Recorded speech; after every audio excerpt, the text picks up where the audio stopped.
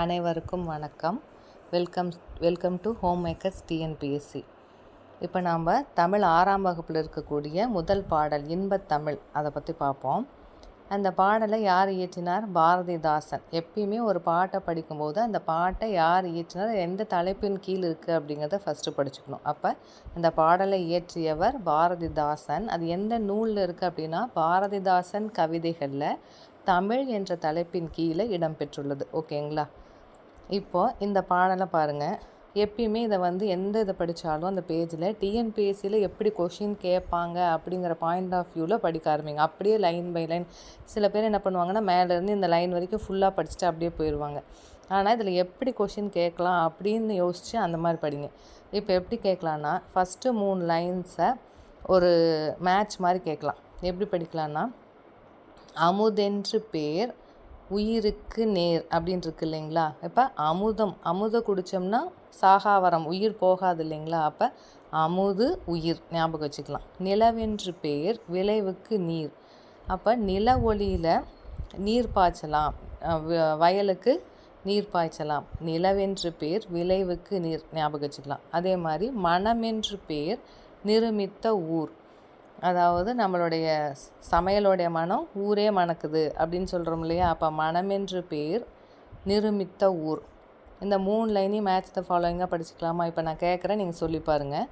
அமுதென்று பேர், நிலவென்று பேர், மனமென்று பேர். உங்களுக்கு ஆன்சர் ஞாபகம் வர முடியுதா, ரீகலெக்ட் ஆகுதா அப்படின்னு பார்த்துக்கோங்க. முடிச்சிட்டிங்கன்னா அடுத்ததுக்கு போகலாம்.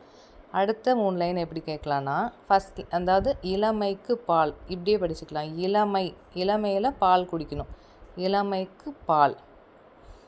அடுத்தது புலவர்க்கு வேல். புலவர்கள் வேல் முருகனை ஃபஸ்ட்டு தமிழ் கடவுள் முருகன், அவரை பாடாமல் இருக்க மாட்டாங்க. அப்போ புலவர்க்கு வேல். இளமையில் நல்லா பால் குடித்தா ஆரோக்கியமாக இருப்பாங்க. இளமைக்கு பால், புலவர்க்கு வேல். அடுத்த லைன் போகலாமா? உயர்வுக்கு வான். எப்படி போகணுன்னா வாழ்க்கையில் உயர்ந்து போயிட்டே இருக்கணும். வானத்தை அடையிற வரைக்கும் முயற்சி பண்ணி போயிட்டே இருக்கணும்னு சொல்கிறோமா? அப்போ உயர்வுக்கு வான், சுடர் தந்த தேன்.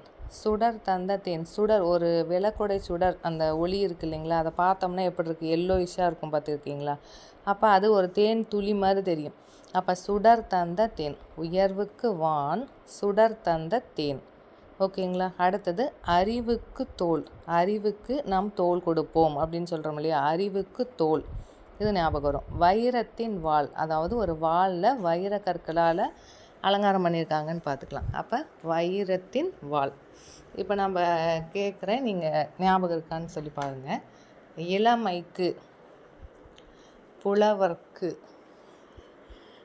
உயர்வுக்கு, சுடர் தந்த, அறிவுக்கு, வைரத்தின்.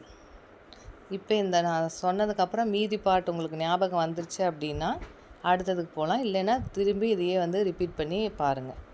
அடுத்தது இங்கே இருக்கக்கூடிய மேட்ச் த ஃபாலோயிங்.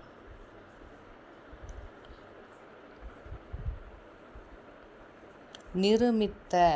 சரி, இந்த மேட்ச் த ஃபாலோயிங் 4ல் ஃபஸ்ட்டு படித்து பாருங்கள். எது உங்களுக்கு தெரியுது? ஃபார் எக்ஸாம்பிள் அசதி அப்படின்னா சோர்வு அப்படின்னு ஏற்கனவே உங்களுக்கு தெரியுது அப்படின்னா அதை விட்டுறணும், மார்க் பண்ணக்கூடாது. இப்போ நிருமித்த அப்படிங்கிற ஒரு வார்த்தை, ஃபார் எக்ஸாம்பிள் இங்கிலீஷ் மீடியம் ஸ்டூடெண்ட்டாக நீங்கள் இருக்கிறீங்க, இப்போ தான் நீங்கள் ஃபஸ்ட் டைம் இதை படிக்கிறீங்க அப்படின்னா நிருமித்தன உருவாக்கிய அப்படிங்கிற வார்த்தையை அண்டர்லைன் பண்ணிக்கோங்க.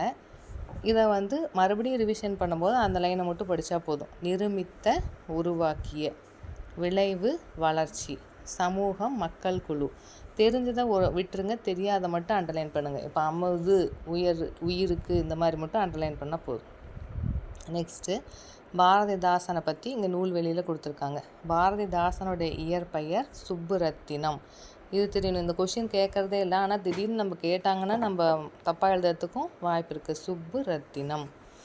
அடுத்தது பாரதிதாசன் மேலே இருந்த பற்றால் தான் மாற்றிக்கிட்டாருன்னு அது உங்களுக்கு தெரியும். இவர் எதை பற்றி எழுதியிருக்கார், இவருடைய நூல்கள் எதை பற்றி இருக்குது அப்படிங்கிறது இது கண்டிப்பாக தெரிஞ்சுக்கணும். பெண் கல்வி, கைம்பெண் மறுமணம், பொது உடைமை, பகுத்தறிவு.